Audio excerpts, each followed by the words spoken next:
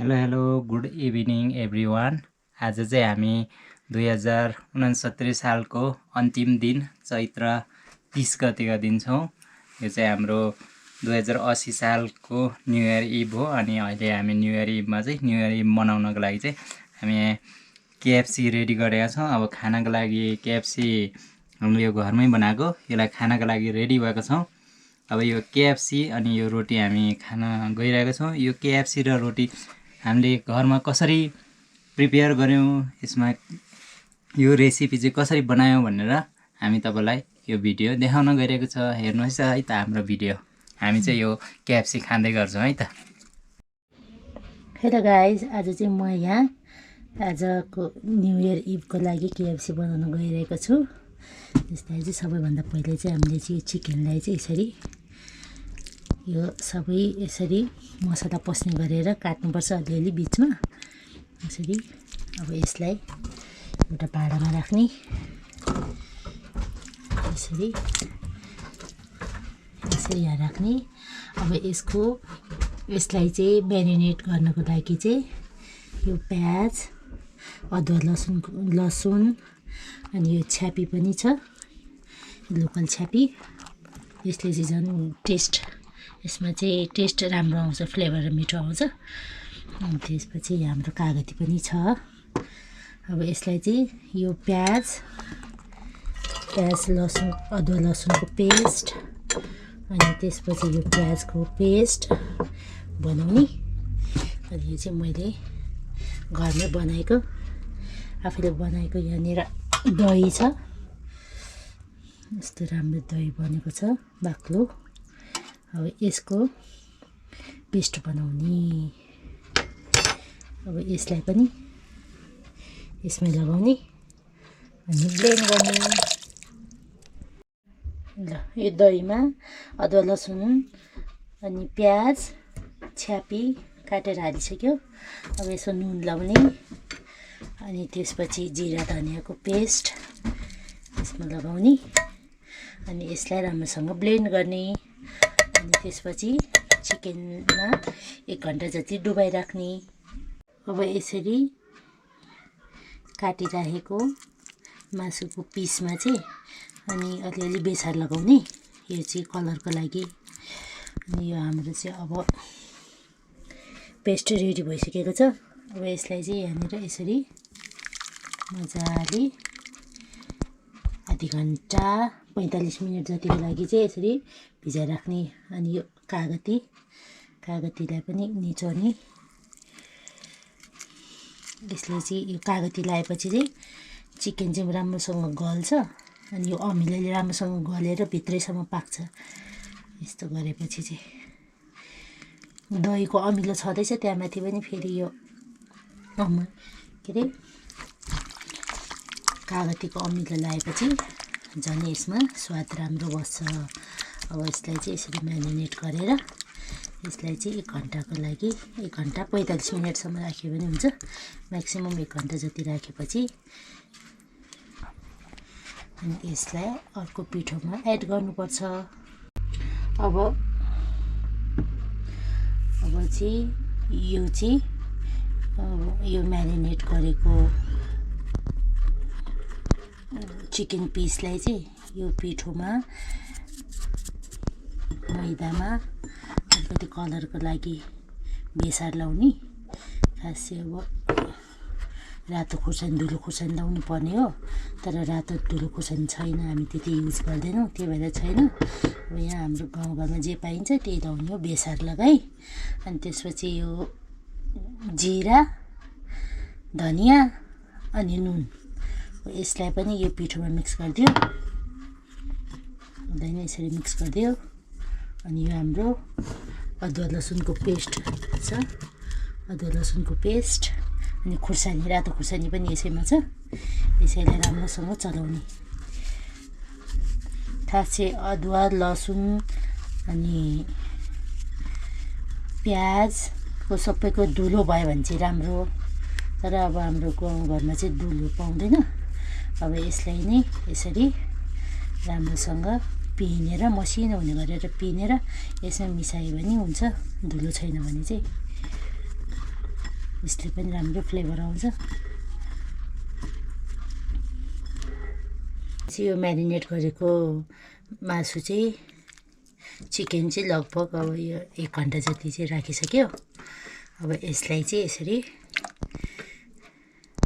यसरी झिक्दै यो पिठोमा दल्ने, यसलाई चाहिँ यसरी डस्टिङ गर्ने राम्रोसँग। सबै यस्तो गर्दै यसलाई यहाँ राख्ने, थालमा राख्ने, सबै यस्तो बनाउने।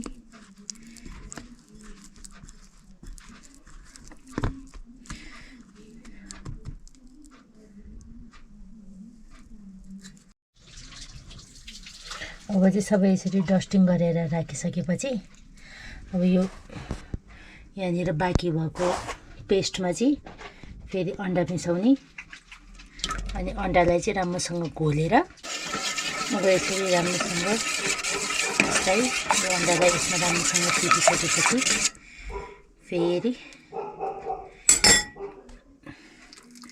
यसलाई यो पिठोमा कोट गरेको चिकनलाई फेरि यसमा चोप्ने, यसमा चोपेर यहाँ चाहिँ राम्रोसँग झार्नुपर्छ। अनि त्यसपछि फेरि पिठोमा दल्ने। यो चाहिँ फाइनल भयो। अब यो चाहिँ तार्नको लागि रेडी भयो। यस्तो गर्ने, अब यो चाहिँ तार्नको लागि रेडी भयो।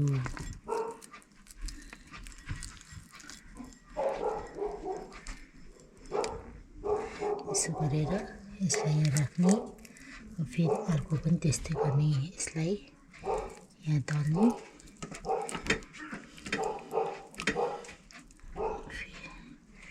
यसलाई पिठोमा कोट गर्ने,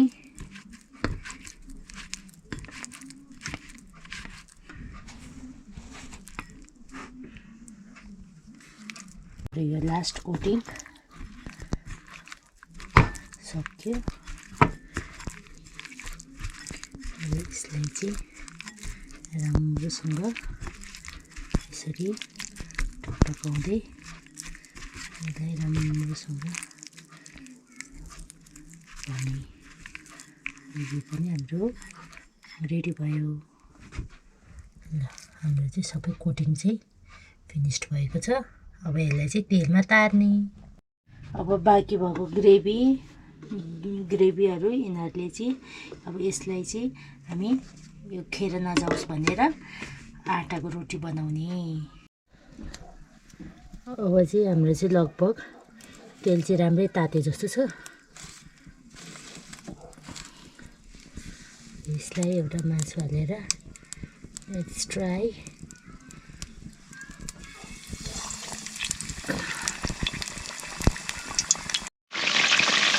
हाम्रो चाहिँ अब रेस्टुरेन्ट बनाएको केएफसी चाहिँ राम्रै बन्दैछ होइन। यो चाहिँ यस्तो फुट्ने त्यस्तो केही पनि भएको छैन, राम्रै भित्रहेछ, कलर पनि राम्रो हुँदैछ। यो भित्रैसम्म पाक्नको लागि चाहिँ यसलाई चाहिँ अलिक राम्रोसँग पकाउनुपर्छ।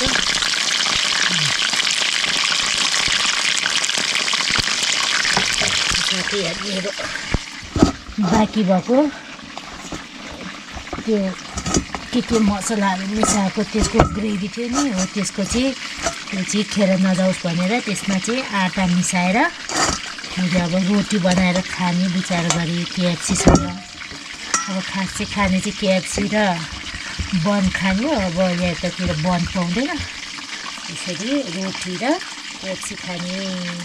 अब यो चिकन पाके जस्तो छ, रातो रातो दामी कलर आएछ। अब त्यो भित्रसम्म पाकिसक्यो, कलर पनि दामी आउँछ। केएफसीको होममेड केएफसी। अब टेस्ट चाहिँ कस्तो आउँछ जस्तो। रोटी पनि पाक्दैछ।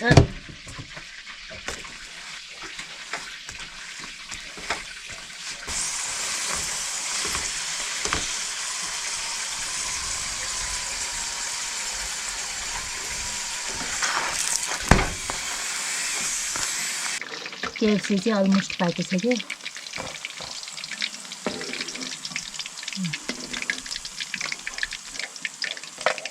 अब केएफसी ट्राई गर्ने होइन न्यु इयरमा र गाइस हाम्रो चाहिँ आजको न्यु इयर इभको लागि चाहिँ नयाँ न्यू स्टाइलमा बनाएको केएफसी फर्स्ट टाइम बनाएको केएफसी अनि त्यसपछि त्यो केएफसीको लेफ्टओभर सामानहरू केबाट चाहिँ रोटी बनाएको न्यु इयर इभ मनाउनको लागि चाहिँ हामी केएफसी रेडी गरेका छौँ अब खानाको लागि केएफसी हामीले यो घरमै बनाएको यसलाई खानाको लागि रेडी भएको छौँ अब यो केएफसी अनि यो रोटी हामी खान गइरहेको छौँ यो ल यो मासु चाहिँ राम्रोसँग पाकेछ मजाले पाकेको छ यो मजाले पाकेको छ अनि खाइहेर्नु त टेस्ट पनि मिठो क्रन्ची पनि भएछ नि क्रन्ची पनि छ एकदम मिठो छ टेस्ट है ल कस्तो लाग्यो त फर्स्ट टाइम केएफसी खानुभएको यो चाहिँ एकदम मिठो छ अनि नयाँ त्यसको छ सायद मेरो विचारमा यो होटलहरूमा बनाएको भन्दा पनि धेरै मिठो छ यो घरमा बनाएको छ है थ्याङ्क यू हेल्दी पनि भयो नि ल है त ल है त अब यो केएफसी चाहिँ happy new year happy new year ल खानुहोस् भोलि 2080 beers happy new year 2080 beer